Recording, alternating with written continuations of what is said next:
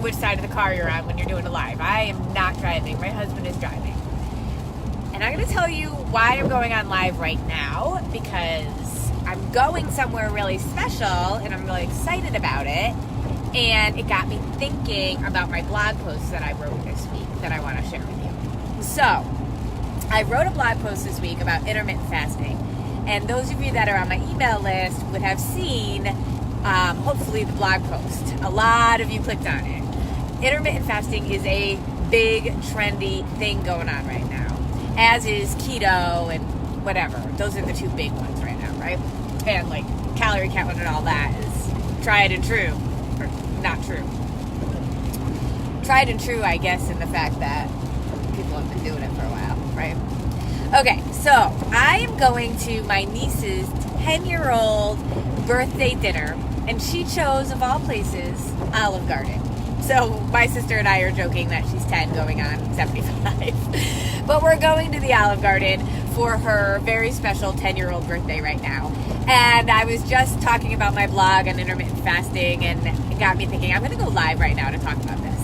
Because let's just go real basic. If I was doing intermittent fasting, what do you do when you go out for dinner for your niece's 10-year-old birthday party? You say, sorry, honey, I'm not going to join you tonight because I'm fasting? I mean, it doesn't even make sense. Because let's think about this. One, the three questions you ask whenever you're looking at a nutritional approach. One, is it based in science? Intermittent fasting is absolutely based in science. Although it is, a lot of the rationale is actually very much flawed. But there is a scientific rationale for why people lose weight on intermittent fasting. It's because you're starving your body, basically, and your body will start to lose fat when you don't feed it. But it will also start to slow down your entire system, and you won't be hungry after a while because your body's gone into starvation mode and literally goes into what I call low power mode, like on your cell phone. So it is based on science. It's just not science that's going to work for you. The second question to ask is, can you do it for the rest of your life? And if you can't do something for the rest of your life, why are you bothering doing it? Especially because it's just going to cause more and more distrust between you and your body when you're inconsistent with your approach. And three, would you put your kids on it? Can you imagine making your kids do intermittent fasting?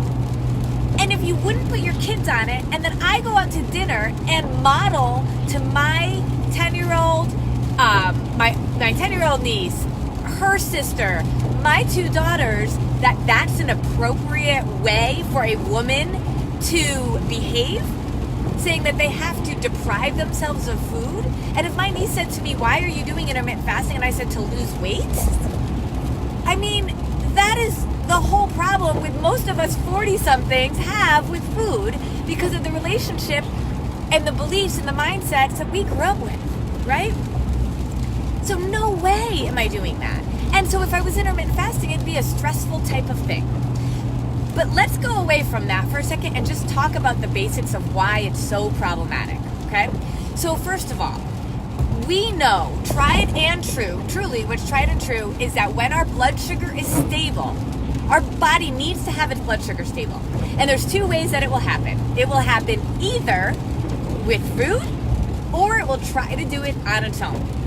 It is not as efficient at doing it on its own as we are by giving it food. So when we give it the right nutrients at the right time in the right portions, we are automatically keeping our blood sugar stable all day long.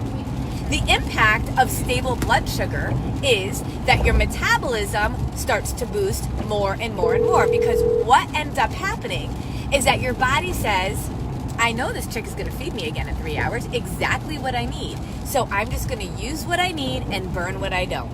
I'm just going to use what I need and burn what I don't. When you are intermittent fasting, at first, people get really, really hungry, because what your body does when you're not balancing its blood sugar with food is it tries to balance it on its own.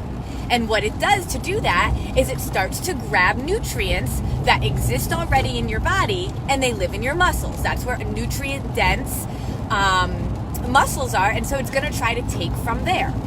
And so it's sending you alarm systems. I'm hungry, feed me. And if you don't feed it, it'll say, okay, fine, I'm just going to go get it somewhere else. And it goes to your muscles. Now, especially as a woman in their 40s, like me, as we get older, we need our muscle mass. We need lean muscle mass. Now, when you're in your 20s, you want it because you want to look all muscular and lean and hot and all that. In your 40s, you still want to look that way, but you need it. Because as we get older and older, we don't want to lose our muscle tone. It causes so many more problems down the road. So if you've ever been starving, that is your body screaming out to balance its blood sugar. When we don't balance our blood sugar, it pulls from our muscles. The impact of that is that then your metabolism will start to slow down. Your body's saying, okay, I get it. She's not going to feed me. I'm going to try to balance my blood sugar on my own. And eventually you get past that hunger stage when you're intermittent fasting and you start to say, oh, look, I'm not even hungry anymore. It's totally cool. And where the flaws in intermittent fasting is saying that it's about balancing your blood sugar and absorbing nutrients, and that's why you need the fast time, it's actually not true. Because when you're eating a protein, fat, and carb at the same time, especially when you're eating high quality, clean protein, fats, and carbs, the fat in and of itself, the job of it is to help you absorb those nutrients well. So you don't need to fast to be able to do that. And the idea that you're balancing your blood sugar by fasting is a farce, because what's actually happening is your body's trying to balance its blood sugar on its own, but at a really high cost. So eventually you don't feel hungry anymore and you think you're being successful, but what you're doing for the long term is actually slowing down your whole system. Your phone cannot function on low power mode for very long, and when it is on low power mode, a lot of functions don't work, right? That's what you're doing to your body. And it's miserable.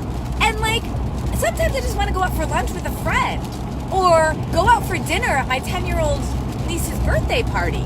I can't imagine saying no to that. But here's the other piece.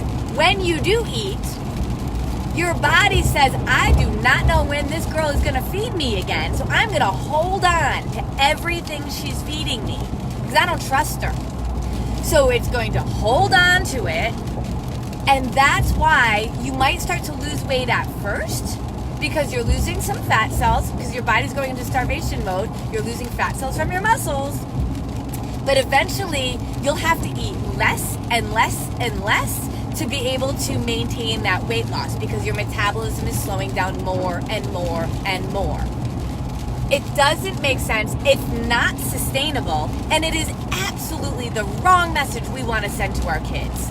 We should deprive ourselves so we can look skinny? Guys, it fires me up when I hear about it. So, the solution is that when we fuel our body with the right food, our body functions so much more efficiently.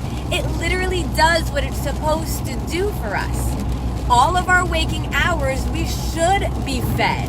Our blood sugar needs to be stable so that our metabolism can function, can go higher, as well as we totally diminish our risk of diabetes, of dementia, of Alzheimer's, and of heart disease, because it's all related to our blood sugar.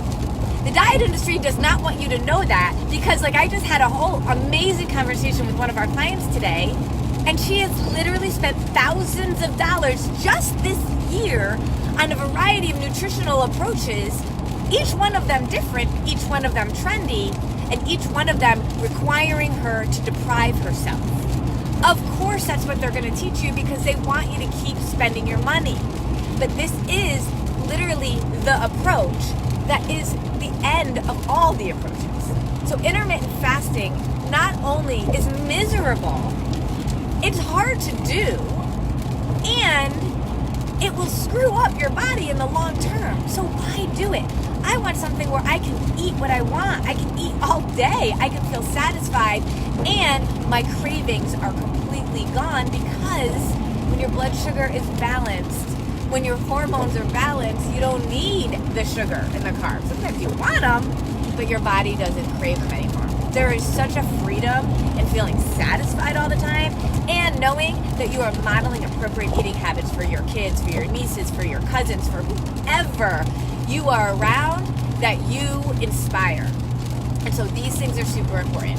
All right, so I'm telling you all this because I want you to go and read the blog. You can go to disruptyournutrition.com, read the blog entry, and send it to people. You hear about people doing intermittent fasting, just send this to them because it is a real, like, you can see how kind of fired up I get about it, right? We need people to just end the diet nonsense. So as a lot of you know, we have our 4 Weeks to Wellness lifestyle launch. The very last one of 2019 is going to start prep week on Monday. The doors close on Friday. We have the lowest price we've ever had going on right now, but it will all end on Friday. So I'm really hoping we can get more and more people to join our mission and to understand exactly the science and the way to do all of this. And in the process, it will completely shift your whole mindset. Wouldn't it be nice to know that you're done searching for solutions? You can be done following people on Instagram that are just screwing up what you think is right. Like, it just keeps feeding more and more into the diet monster. Wouldn't it be nice to free yourself of all of that, learn what you need to learn, be able to teach it to your kids, and move on to more important things, right? The things, the purpose, whatever it is that you are put on this earth to do, and stop obsessing about the diet. That is all. I'm going to go enjoy myself at the very fancy, very posh Olive Garden. Bye.